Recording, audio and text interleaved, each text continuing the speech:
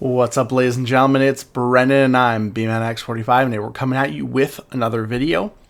We have some more hobby news for Star Wars Legion. This is part 2 of our video. We started out doing the scene to stats for some of the other things like Blizzard Force and the new Imperial High Command, but you know, there's so much stuff to go through that we didn't have enough time, and we're finishing this video with the scene to stats on both Captain Solo and Commander Skywalker on the Tauntauns and the Imperial Probe Droids to see what they're all about and just get an idea of when we're going to get this stuff. So, you know, as continuing on, we had the Imperial High Command. You got Thrawn, you got General Tag, you got Krennic, which is just a reprint, really, and you got Moff Tarkin, which by himself seems like he's useless, but he's going to be very useful in passing off things to other units. And then, of course, the Blizzard Force, the great reprint of the Snowtrooper box, detailing the Hoth battle with a new Darth Vader mini and art, as well as you get a pair of Imperial Probe Droids. And I actually looked because the Probe Droids don't come out till like May 8th, whereas this comes out on April 3rd with Probe Droids. So you get the Probe Droids so much sooner than the other stuff. So it might be worth buying a box, and then you get a new expansion, and then a couple things of Snowtroopers, the one thing of Stormtroopers, and another Vader. So the only thing really in the box that isn't like useful if you've already had sets is the Vader, but it is a new Vader for people who are interested. I think I find it a little bit more nicer than the Echo base box because you know you get veterans. Yeah, that's really cool. Another pair of Tauntauns, that's kind of nice too. R2D2 and C3PO are kind of like mech because you can, if you already have them, or if you can get them from a separate expansion. But then the Leia is nice because she's a different sculpt, but same Leia card, right? Just like this is the same Vader card. So I think that there's more benefit really in Blizzard Force than there is. Well, there's probably about the same. It's just you get a little extra of a bit of nothing with these guys, in my opinion, for players who have played the game for a while. But let's get into it. Let's talk about the scene to stats for these new expansions. And hey, if you enjoy this type of content, be sure to smash that like button, comment down below. We'd love to hear your thoughts. Subscribe to the channel and hit that bell for notifications so you don't miss a single minute of the fun. All right, so Commander Skywalker, he's going to be a commander. He's got Spotter 1, Take Cover 1, Immune, Pierce, Inspire, Relentless, Reposition, Spur, and Unhindered. So he's got Relentless, so basically he can attack after he... but he also got a Lightsaber and Horn attack, melee attack, 3 white, 3 black, Impact 2, Lethal 1, Pierce 1, and Ram 1. Because, you know, you're on a Tauntaun, might as well ram. You got a blaster pistol from range 1 to 2, 1 red, 3 black, which is actually pretty good. Red defense dice, surge to hit, 6 life, 2, 6 health, 2 courage. You got speed 2, so that's great. He's 110 points. Doesn't seem like a bad trade-off. I mean, you're not getting like force powers and lightsaber. Actually, no, you do get 1 force power, so that's kind of nice.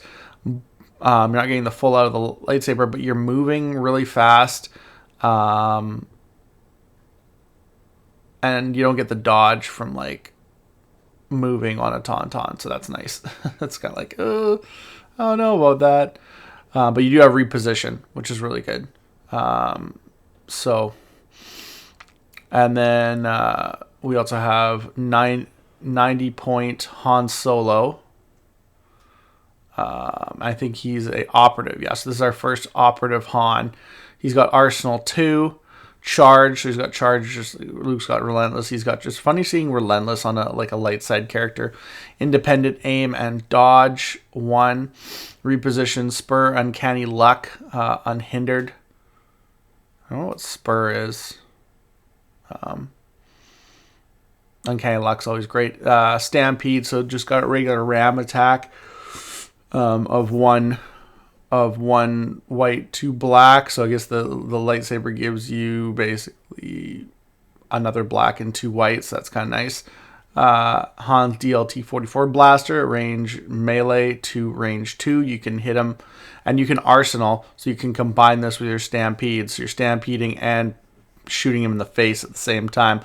Pierce 1 versatile, and then hit to crit and or sorry, surge to crit, surge to defense, white defense dice, 6 life, 2 courage. For 90 points, that seems pretty good. And then you have some of the new cards here. Han Solo, Reluctant Hero. You'll see, and so you have to play this one because this is the it has to be played on a Reluctant Hero. I'm not sure what his old commander card says, but it's like, I'll see you in hell. Permanent 1-star pip, permanent. Han Solo gains unconcerned and unstoppable during the round in which this card was played. Han Solo gains disengage and gains 1 aim token, 1 dodge token, cannot be suppressed or panicked. You got a 2-pip card, which is Commander Skywalker, which is on patrol, Luke Skywalker, and 1 trooper unit. When a unit is issued an order with this card, it may make a 1-speed move, then make an observed 4 action. Additionally, when an enemy unit ends its activation within 2 of an allied creature trooper unit this round, the allied unit may gain 1 dodge token.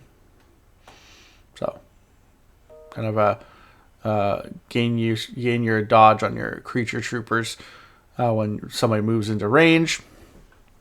And then not out of it yet, which is Han Solo and Luke Skywalker. So this, in my opinion, could probably be played on any of the Skywalkers because it doesn't specify, whereas this one has to be played on a unit card with Commander Skywalker or Reluctant Hero. Again, I'd have to check my current cards to see what they have on them for the Commander, the original Commander versions. I know the Luke Skywalker Operative obviously will not work for this one because he's not Commander Skywalker.